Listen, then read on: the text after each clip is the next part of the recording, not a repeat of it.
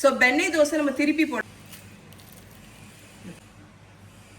Hi friends, welcome back to my channel yummy tummy Aarthi vlogs. இன்னைக்கு நம்ம பார்க்க போகிறது ஒரு சூப்பரான ஒரு ரெசிபிங்க. ரொம்ப பாப்புலராக இருக்கிற பென்னே தோசை. கர்நாடகாவில் ரொம்ப பாப்புலரான இந்த தோசை வீட்டில் எப்படி பர்ஃபெக்டாக பண்ணுறதுன்னு பார்க்க போகிறோம். இந்த தோசை மட்டும் இல்லைங்க, இந்த தோசைக்கு உண்டான ஒரு ஸ்பெஷல் பவுடர் மசாலா எல்லாமே சேர்த்து தான் பண்ண போகிறோம். ஸோ வாங்க எப்படி பண்ணுறதுன்னு பார்க்கலாம். இதோட ஃபர்ஸ்ட் ஸ்டெப் வந்து தோசைக்கு தேவையான இன்க்ரீடியன்ட்ஸ் எல்லாத்தையும் ஊற போடணும். நான் இன்னைக்கு மார்னிங்கே எல்லாத்தையுமே ஒன்றா ஊற போட்டுட்டு அதை எப்படி பண்ணேன் அப்படிங்கிறத பார்த்துட்டு வந்துருங்க. ஸோ என்னெல்லாம் ஊற வைக்க போகிறேன்னு பார்த்தீங்கன்னா 3 கப்பு இட்லி அரிசிங்க. எந்த கப்பில் எடுக்கிறீங்களோ அதே கப்பில் எல்லாத்தையுமே மெஷர் பண்ணிக்கோங்க. 1 கப்பு உளுந்து, 1/4 கப்பு அவல், 1/4 கப்பு கடலைப்பருப்பு, 1/2 டீஸ்பூன் வெந்தயம். இது எல்லாத்தையும் ஒரு பவுலில் எடுத்துகிட்டு இதை நல்லா வாஷ் பண்ணி எடுத்துகிட்டு வரேன். இதோட அரிசி எல்லாத்தையும் 2-3 தடவை நான் கழுவிட்டேங்க. இப்போ தண்ணி ஊற்றிடலாம். நம்ம இதை வந்து ஊற வைக்க போகிறோம்.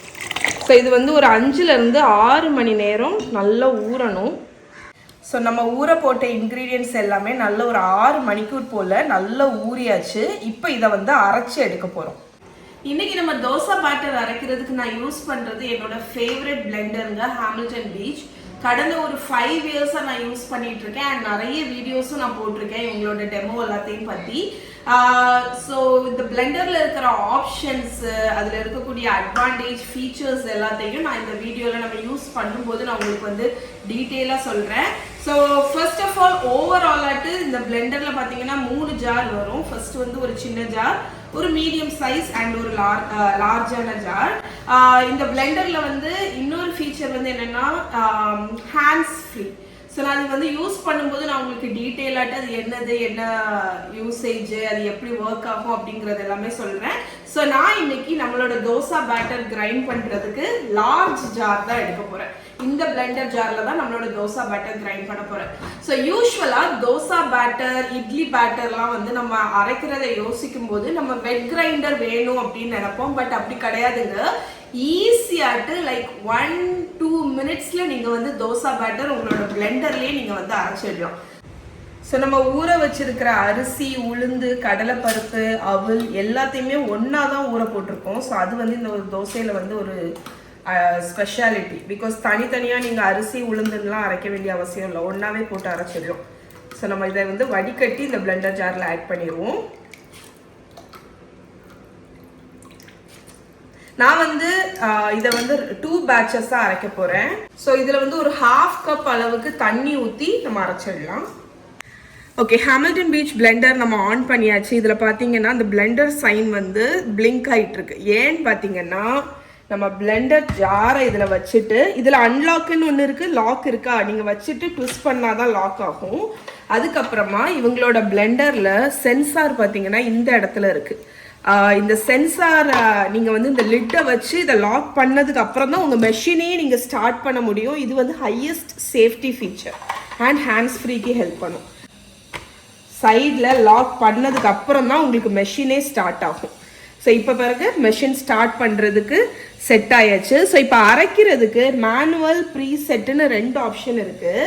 ஸோ இதில் வந்து மேனுவல்னால் நீங்கள் வந்து எவ்வளோ ஸ்பீடு வேணுமோ அதை சூஸ் பண்ணிவிட்டு ஸ்டார்ட் பண்ணிக்கலாம். பட் இதில் உள்ள ஹையஸ்ட் அட்வான்டேஜ் வந்து ப்ரீசெட் ஆப்ஷன்.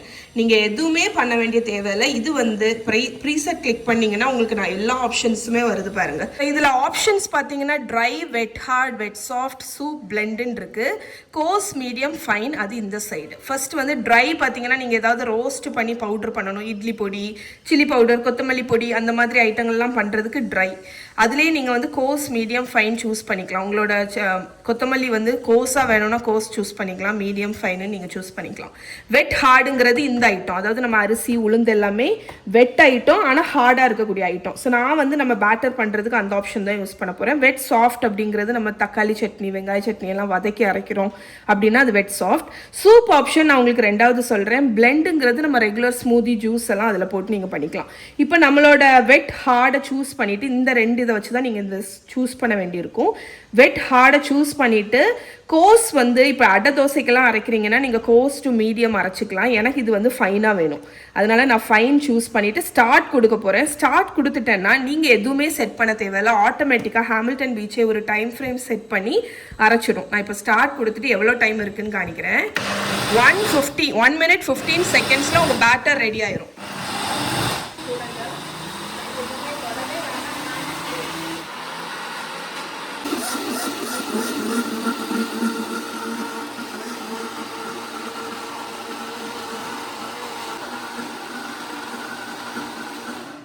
ஓகே, நம்மளோட அந்த 1 minute 14 seconds அது செட் பண்ணி அரைச்சிச்சிலாங்க. இந்த டைமில் நம்மளோட மாவு ரெடி ஆகிடுச்சா நம்ம இப்போ செக் பண்ணிடலாம்.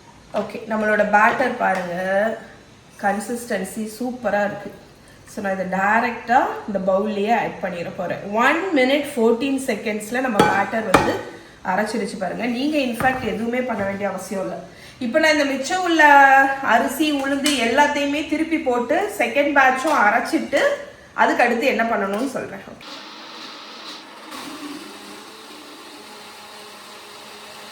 ஸோ நம்மளோட லாஸ்ட் பேட்சும் நான் அரைச்சாச்சு. 4-5 நிமிஷத்தில் நம்மளோட தோசை பேட்டர் ரெடி. இப்போ நீங்கள் வந்து இதை ஃபெர்மெண்ட் பண்ண விடணும். ஸோ தோசை மாவில் ஒரு 2 டீஸ்பூன் அளவுக்கு சால்ட் ஆட் பண்ணிக்கோங்க. சால்ட் ஆட் பண்ணிவிட்டு கையை வச்சு நல்லா மிக்ஸ் பண்ணி விட்டுருங்க. ஸோ இது வந்து இந்த ஃபெர்மெண்டேஷனுக்கு உங்களுக்கு ஹெல்ப் பண்ணும். நல்ல சால்ட்டை வந்து ஈவனாக நம்ம தோசை மாவில் மிக்ஸ் பண்ணி நம்ம இதை வந்து ஃபெர்மெண்ட் பண்ண விட போகிறோம். ஓகே, ஒரு லிட்டை வச்சு மூடி ஏதாவது ஒரு வார்ம் ஸ்பாட்டில் வச்சுருங்க. நான் என்னோட கிச்சன் கவுண்டரில் வச்சுருவேன். ஸோ இது வந்து ஒரு 6 to 8 hours இல்லாட்டி ஓவர் நைட் நீங்கள் ஃபெர்மெண்ட் பண்ண விடலாம். தோசை மாவு வந்து ஃபெர்மெண்ட் ஆகிருக்கிற டைமில் நான் என்ன பண்ண போகிறேன்னா அதுக்கு உண்டான வெண்ணெய் தோசைக்கு போடக்கூடிய பொடி, அதாவது இட்லி பொடி மாதிரி, ஆனால் இட்லி பொடி கிடையாது, கொஞ்சம் டிஃப்ரெண்ட்டாக பண்ணுவாங்க, அதையும் செஞ்சு வச்சிட போகிறேன். அதுக்கப்புறமா நாளைக்கு மார்னிங் நம்ம வந்து அதுக்கு உண்டான மற்ற ஐட்டங்கள்லாம் பார்க்கலாம். ஸோ அந்த பொடிக்கு தேவையான இன்க்ரீடியன்ட்ஸ் வந்து என்னெல்லாம்னு பார்த்தீங்கன்னா, நான் எல்லாத்தையுமே ஒரு வறுக்க போகிறேன். அதுக்கு தக்கன ஒரு பாத்திரத்தில் ஆட் பண்ண போகிறேன். 1/2 கப் வந்து உளுத்தம் பருப்பு, 1/4 கப் வந்து கடலை பருப்பு, ஒரு உங்கள் காரத்துக்கு தகுந்த மாதிரி வரமிளகா, நான் ஒரு 15க்கு மேலே போட்டிருக்கேன். இது பெருங்காயம் கட்டி இருக்குல்ல, அதில் வந்து ஒரு 1 டீஸ்பூன் அளவுக்கு அதை ஆட் பண்ணியிருக்கேன். ஸோ இதில் வந்து பெருங்காய கட்டி போட்டதுக்கப்புறமா கருவேப்பிலை, ஒரு கை நிறைய கருவேப்பிலை வந்து நான் வாஷ் பண்ணி வச்சுருக்கேன், அதையும் சேர்த்துக்கோங்க. ஒரு 1 டீஸ்பூன் அளவுக்கு ஃப்ரெஷ்ஷான புளி, அதையும் ஆட் பண்ணிடலாம். ஸோ இதை வந்து இப்போ நல்லா நம்ம ரோஸ்ட் பண்ண போகிறோம். நல்லா இது எல்லாமே நல்லா வறுத்துட்டு கருவேப்பிலை எல்லாம் காஞ்சி ட்ரை ஆகணும், அது வரைக்கும் இதை ரோஸ்ட் பண்ணிடலாம். இப்போ வந்து இதை மீடியம் ஹீட்டில் நான் வச்சுருக்கேங்க. நல்ல ஒரு 8லேருந்து 10 நிமிஷம் ஆகும் நல்லா வறுபடுறதுக்கு. நம்மளோட தால் எல்லாமே நல்லா வறுபட்டுடுச்சு பாருங்கள், நல்லா ரோஸ்ட் ஆகிடுச்சு, கருவேப்பிலையெல்லாம் நல்லா காஞ்சிடுச்சு. இந்த டைமில் தேங்காய், டெசிகேட்டட் கோகோனட் இல்லாட்டி கொப்பரை தேங்காய் இருந்துச்சுன்னா அதை ஆட் பண்ணி நல்ல ஒரு கோல்டன் ஆகிற வரைக்கும், ஏன்னா தேங்காய் டக்குன்னு செவந்துடும், அதனால தான் நான் கடைசி ஆட் பண்ணுறேன். ஸோ இதை வந்து ஒரு 2 minutes ஃப்ரை பண்ணிங்கன்னா நல்லா ரோஸ்ட் ஆகிடும். நம்மளோட தேங்காய் பாருங்கள் நல்லா கோல்டனாக வறுபட்டாச்சு. இப்போ அது கம்ப்ளீட்டாக கூல் ஆனதுக்கப்புறம் தான் நம்ம பொடிக்க போகிறோம். ஸோ நம்ம வருத்தம் தெரியுமா, அது கம்ப்ளீட்டாக கூல் ஆனதுக்கப்புறம் இந்த சின்ன ஜாரில் நான் எடுத்திருக்கேன், ஹாமில்டன் பீச்சோட சின்ன ஜாரில். இதில் வந்து உப்பு, ஜாகரி. ஸோ இந்த பொடியோட ஸ்பெஷாலிட்டியே இதில் புளி, ஜாகரியும் இருக்குது பார்த்துக்கோங்க, தேங்காவும். நம்ம யூஸ்வலாக இட்லி பொடியில் தேங்காய், புளி, வெல்லம் எல்லாம் போட மாட்டோம்ல, பட் இதில் வந்து அது இருக்கும். இதுதான் இந்த வெண்ணெய் தோசை பொடியோட ஸ்பெஷாலிட்டி. ஸோ இப்போ வந்து லிட்டை வச்சு மூடிடலாம். ஸோ சேம் கான்செப்ட் தாங்க, நம்மளோட மெஷின் வந்து நம்ம இதை வச்சு லாக் பண்ணி இந்த லிட்டை வந்து இதில் வச்சு லாக் பண்ணால் தான் டேர்ன் ஆன் ஆகும். ஸோ இங்கே பாருங்கள், இப்போ ப்ரீசெட் மெனுவில் ட்ரை அந்த ஆப்ஷன் தான் நம்ம யூஸ் பண்ண போகிறோம். ட்ரையில் எனக்கு வந்து இது வந்து ரொம்ப சூப்பர் ஃபைனாக வேண்டாம், அதே மாதிரி எனக்கு ரொம்ப பிறுபிறுன்னு வேண்டாம், எனக்கு அந்த டெக்ஸ்சருமே ரொம்ப பிடிக்காது, அதனால நான் மீடியமில் வைக்க போகிறேன். ஸோ 2வது உள்ள மீடியம் வச்சு ஸ்டார்ட் பண்ண போகிறேன். அதுவே டைம் செட் பண்ணி அரைஞ்சிடும். 50 seconds.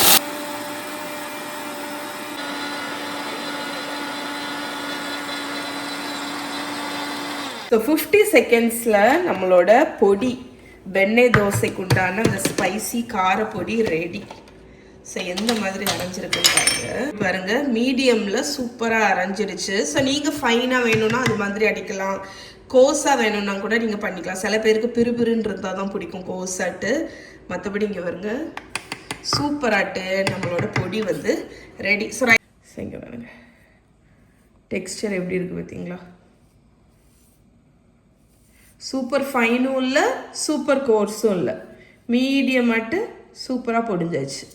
ஸோ நான் வந்து பொடிச்ச இந்த பவுடரை ஒரு கண்டெய்னரில் வச்சுட்டேன்னா நாளைக்கு தோசை சுடும்போது இதை எப்படி யூஸ் பண்ணுறதுன்னு நினைக்கிறேன். ஓகே ஃப்ரெண்ட்ஸ், இங்கே பாருங்கள் நம்மளோட பொடி ரெடி. ஹாமில்டன் பீச் ஜேஎம்ஜியில் இருக்கக்கூடிய இந்த ஆப்ஷனை லேட்டராக சொல்கிறேன்னு சொன்னேன்ல, அதை பற்றி சொல்லிடுறேன்.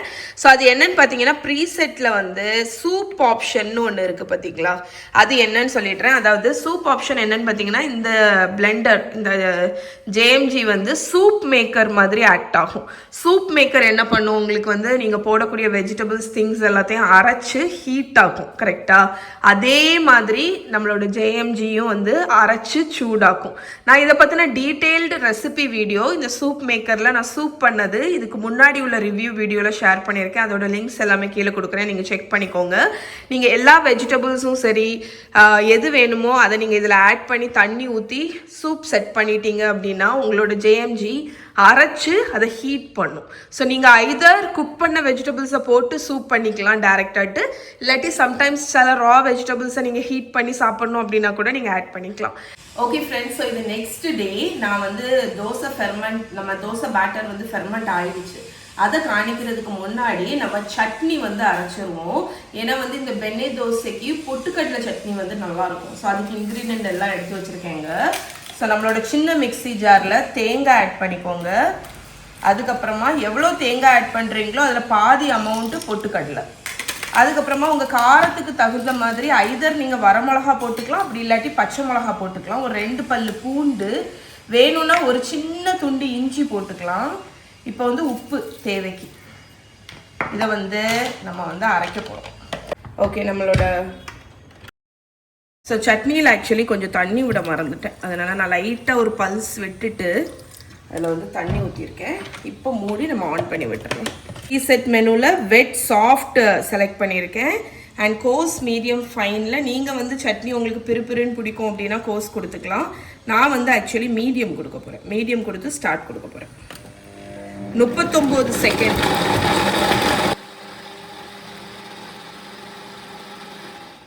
ஓகே, நம்மளோட சட்னி ரெடி. இதை வந்து எந்த டெக்ஸ்சரில் இருக்குதுன்னு காணிக்கிறேன். நம்மளோட சட்னி வந்து இங்கே பாருங்கள் சூப்பராட்டு மீடியமில் எப்படி அரைஞ்சிருக்கு பாருங்கள். ரொம்ப சூப்பர் ஃபைன் டெக்ஸ்சரும் இல்லை, கோஸும் கிடையாது. ஸோ இப்போ வந்து நான் இந்த சட்னியை இதில் மாற்றிட்டு இந்த மிக்ஸி ஜாரில் கொஞ்சம் தண்ணியெல்லாம் ஊற்றி இதை கழுவி இந்த சட்னி பதத்துக்கு இதை ரெடி பண்ணிவிட்டு காணிக்கிறேன். மிக்ஸ் பண்ணிவிட்டு டேஸ்ட்டு பார்த்துட்டு வேணும்னா உப்பு ஆட் பண்ணிக்கோங்க.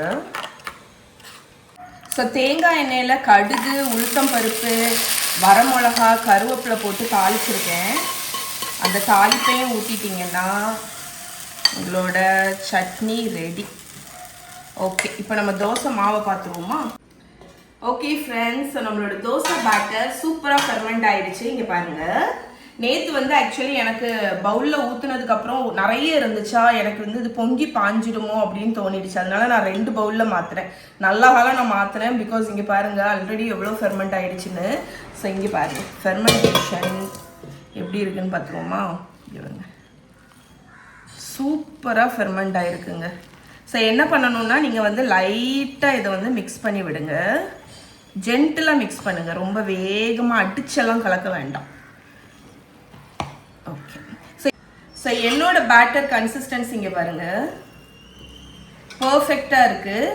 உங்களோட பேட்டர் சப்போஸ் திக்காக இருக்குன்னு ஃபீல் பண்ணுறீங்க அப்படின்னா நீங்கள் கொஞ்சம் தண்ணி ஊற்றிக்கலாம். பட் எக்காரணம் கொண்டும் பேட்டர் வந்து ரொம்ப திக்காகவும் இருக்கக்கூடாது, ரொம்ப தண்ணியாகவும் இருக்கக்கூடாது. பேட்டர் கன்சிஸ்டன்சி வந்து பெண்ணே தோசையில் ரொம்ப இம்பார்ட்டண்ட். ஏன்னா இந்த மாதிரி கரெக்ட் கன்சிஸ்டன்சியில் இருந்தால் தான் உங்களுக்கு அடியில் கிறிஸ்பியாக வரும், மேலே நல்ல மெத்துன்னு ஸ்பாஞ்சாக இருக்கும். ஏன்னா இதை நம்ம திருப்பி போட்டு குக் பண்ண மாட்டோம், ஒரு பக்கம் மட்டும்தான் வேக வைப்போம். அதனால் பேட்டர் கன்சிஸ்டன்சி கரெக்டாக இருக்கணும் உங்களுக்கு. இப்போ நம்ம வந்து பெண்ணே தோசை விட போகிறோம். பெண்ணே தோசை பண்ணுறதுக்கு சில இம்பார்ட்டன்ட் ஸ்டெப்ஸ் இருக்குது தோசை விடுறதுக்கு. வந்து நீங்கள் காஸ்ட் அயர்ன் பேன் தான் யூஸ் பண்ணணும். அது வந்து ஃபர்ஸ்ட் இம்பார்ட்டன்ட் ஸ்டெப்பு. அதுக்கப்புறமா பென்னே தோசையோட ஐகானிக்கே என்னன்னு பார்த்தீங்கன்னா நெய். அதனால நான் வந்து நெய்யை லைட்டாக உருக்கி எடுத்து வச்சிருக்கேன், மெல்ட் பண்ணி வச்சிருக்கேன். இது பஃபலோ கீங்க, அதனால தான் உங்களுக்கு ஒயிட்டாக இருக்கு. ஸோ தோசை விடுறது எப்படின்னு சொல்கிறேன். ஸோ நம்மளோட பேன் வந்து சூப்பர் ஹாட்டாக இருக்கணும், அது வந்து ரொம்ப இம்பார்ட்டன்ட். இப்போ பேனை சீசனிங் பண்ண போகிறோம். அதுக்கு என்ன பண்ணணும்னா ஹாட்டான பேனில் தண்ணி லைட்டாக ஸ்ப்ரிங்கிள் பண்ணிக்கோங்க. ஒரு க்ளீனான கிளாத்தை வச்சு நல்லா வைப் பண்ணிடுங்க. ஸோ இந்த மாதிரி பண்ணும்போது உங்களோட பேன் வந்து ஆட்டோமேட்டிக்காக சீசனிங் ஆயிரும். அதுக்கப்புறம் தான் நம்ம வந்து தோசையை விட போகிறோம். இன்ஃபேக்ட் இந்த பேனில் நீங்கள் இப்போதைக்கு எந்த ஆயில் எதுவுமே விடக்கூடாது, ட்ரையாக இருக்கணும். அதனால நீங்கள் தண்ணியை தெளித்து தெளித்து தான் விடணும். தோசை ஊற்றுனதுக்கு அப்புறம் தான் நம்ம நெய் விட போகிறோம். இது வெண்ணெய் தோசை ஊற்றிடலாங்க.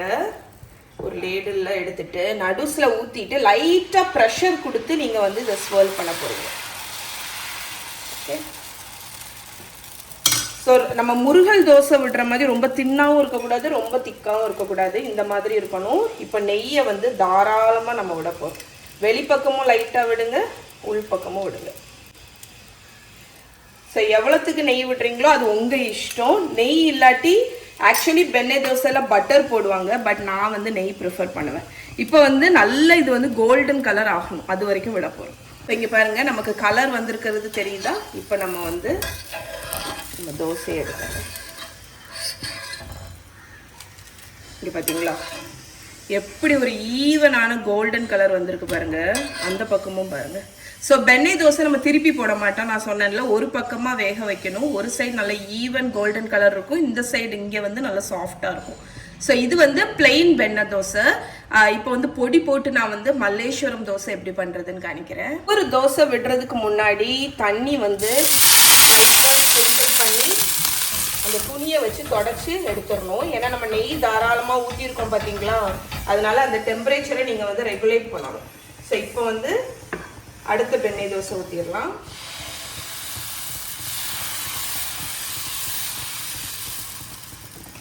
இப்போ நம்ம நேற்று பண்ணோம் தெரியுமா, அந்த பொடி எடுத்துக்கோங்க. ஸோ மல்லேஸ்வரம் தோசை என்னன்னு பார்த்தீங்கன்னா ரொம்ப நம்ம பொடி தோசை மாதிரி தான், பட் பொடி வந்து குறைவாலாம் இருக்காதுங்க, நல்லா தாராளமாக போடுவாங்க. தாராளமாக பொடியும் போட்டுட்டு கிட்டத்தட்ட நெய்யும் பொடியும் அதுக்கு மேலே நிறைய நெய் ஊற்றி குக் பண்ணுவாங்க.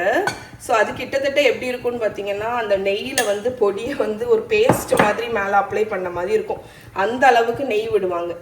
ஸோ அதுதான் மல்லேஸ்வரம் தோசை அப்படின்னு. இது நான் ஃபர்ஸ்ட் டைம் சாப்பிட்டது வந்து டெல்லி ட்ரிப் போகும்போது சாப்பிட்டேன். ஸோ ரொம்ப நல்லா இருந்துச்சு. பென்னே தோசை மல்லேஸ்வரம் தோசை எல்லாம் ஆக்சுவலி நம்ம ரெகுலர் தோசை மாதிரி இல்லை, கொஞ்சம் ரிச்சு தான். நெய்யெல்லாம் தாராளமாக விட்டு தான் சுடணும். ஸோ இப்போ நான் நெய் ஊற்றிருக்கேன்னா இது நல்ல கோல்டன் ஆகட்டும், அதுக்கப்புறமா நம்ம மடக்கி சர்வ் பண்ண போகிறோம். ஓகே, நம்மளோட மல்லேஸ்வரம் தோசை நல்ல முருகியாச்சு. மல்லேஸ்வரம் பென்னே தோசை. ஸோ இதை வந்து இப்போ ஃபோல்ட் பண்ணிடலாங்க. இங்கே பார்த்தீங்களா, ரெடி. ஸோ நம்மளோட பென்னே தோசை அண்ட் பென்னே பொடி தோசை இல்லை மல்லேஸ்வரம் தோசை ரெடி. சட்னியை வந்து ஒரு சின்ன பவுலில் வச்சு சர்வ் பண்ண வேண்டியதான். எப்படி இருக்கு பாருங்க. ஸோ கிறிஸ்பி தோசை உள்ள நல்லா சாஃப்டாக பர்ஃபெக்டாக வரும். இந்த ரெசிபி ட்ரை பண்ணி பாருங்கள், எப்படி கிறிஸ்பியாக இருக்குது பாருங்களேன், சூப்பராக இருக்கும். டேஸ்ட் பண்ணிடலாம்.